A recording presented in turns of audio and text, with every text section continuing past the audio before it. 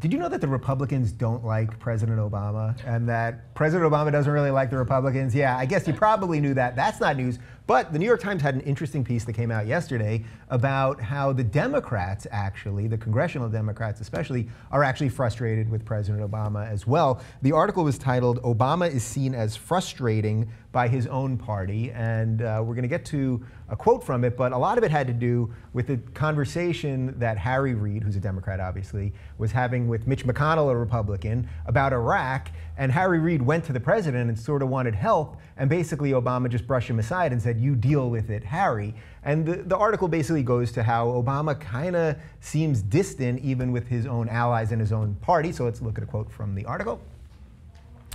"In one sense, Mr. Obama's response was a reminder of what made him such an appealing figure in the first place, his almost innate aversion to the partisan squabbles that have left Americans so jaded and disgruntled with their political system. But nearly 6 years into his term, with his popularity at the lowest of his presidency, Mr. Obama appears remarkably distant from his own party on Capitol Hill, with his long neglect of would-be allies catching up to him." And it goes on. "In interviews, nearly 24 Democratic lawmakers and senior congressional aides suggested that Mr. Obama's approach has left him with few loyalists to effectively manage the issues erupting abroad and at home, and could imperil his efforts to leave a legacy in his final stretch in office." So I think there's a lot of interesting stuff here. You know, he was getting a lot of shit this week because he's been on vacation all week while all this obvious ISIS stuff is happening. And Ferguson, he did go back to DC to issue a statement. You know, people are always attacking presidents for taking vacations. I mean, they got to be human too, but this one does seem particularly odd to me at least.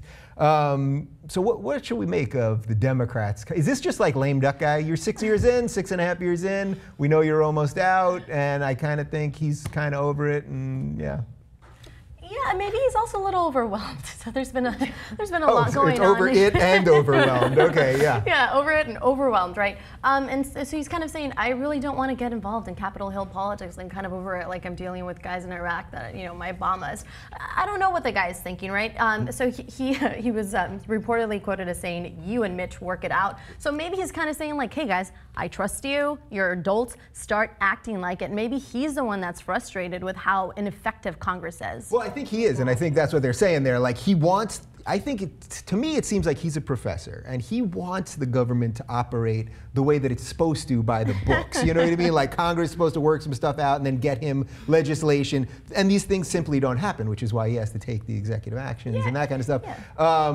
But that doesn't make him a good politician. And I think that's where his fault has been. Like, just believing, well, Harry, you got to work it out with him because you guys are in Congress. Like, sometimes the president is supposed to be involved. I mean, that's what they said. Bill Clinton was a great president because he was involved in all of the legislative stuff. Well, first, I don't think he ever set out to be an ideal politician. I think, again, that was a part of his appeal. He didn't want to fit that mold that we've seen so many times before. And secondly, I know I've seen bosses a million times say, look, I hired you for the job. How about you do it? Yeah. And so you see my plate is overflowing with things that are going on. I feel like this is an issue that maybe if you start working on, maybe I can come around the back end and meet you. Like, I feel like he was just kind of giving them the power to resolve this issue. And as far as a vacation, he doesn't strike me as a man who goes on vacation and turns off his phone and is like, huh, the world's gonna keep turning, I'm gonna go surfing. Like, I don't think that's what he does. I think he's still very in touch with his team. I think he's still very abreast of the issues. And I think he's still working even when he's away. And I feel like everything he does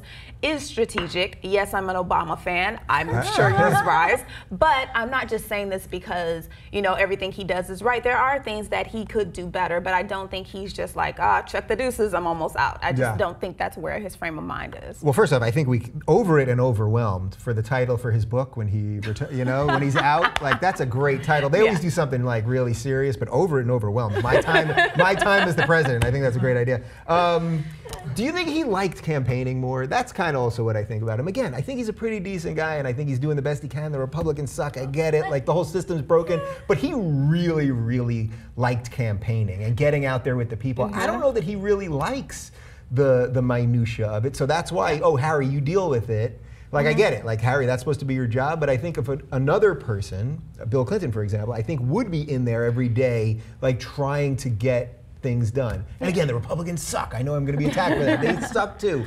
Bill Clinton was incredibly likable, and he was great at relationships. So I think that's not Obama's forte. He's been heavily criticized for it. Even Manchin, a centrist Democrat, says my relationship with the president is non-existent, really. And I think that's a case for many in Congress, whether they're Republican or Democrat.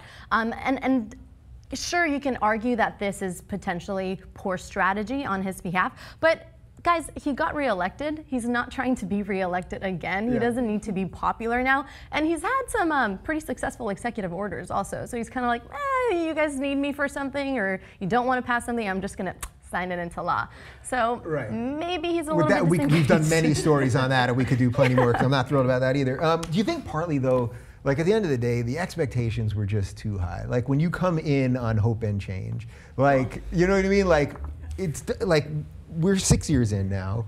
The hope and change, like, doesn't seem like it really worked. Like, we have Obamacare, we have universal health care, it's great. But a lot of the other stuff, like our standing in the world doesn't seem better, it actually seems worse. Like, was it just too much to have a guy come in with like an idea more than a policy? You know, I don't think hope so much failed. I think hope actually worked. It was like, we got hope. We got hope. We got hope. It's not in my notes here. Okay. I think a large part of the country actually had hope going in, no, and we believe that. Yeah. The hope worked. The change. Oh, okay. You know, I don't think as many of the changes as first of all, there's just too many people that want too many different things. So everyone's not going to get what they want. And that's me dumbing it way down. It's me being bottom of the barrel here. Yeah. Everyone's not going to get exactly what they want. And the problem with that is they think they should. Like people in Ferguson are saying, Obama, come here and take care of it. When he lands, what do they think he's going to do? Right. It just doesn't work like that. And I don't think people understand what his presidency entails. And unfortunately, a word like change is going to make people actually think you can deliver all of the changes they want, and I just don't think you can. Yeah, bring us home. No, I mean, you mentioned that people might think that a word like change means we're going to get change, and I think that's actually the problem, that we had very high expectations, as you mentioned, and we were incredibly naive. We thought that because we had a Republican president before, now we're going to have a Democratic president that was going to do completely the opposite. The other guy fucked it up so badly that this guy's going to make it right. Politicians are politicians, they're bought out. There's a lot of money in politics. Democrats and Republicans are more alike than they are dissimilar. And I think that's what we need to start focusing on. Not who's Republican, not who's Democrat, not what campaign marketing strategy they're using to convince us to vote for these guys. In the end, there are a lot of special interests at play here. I co-sign all that.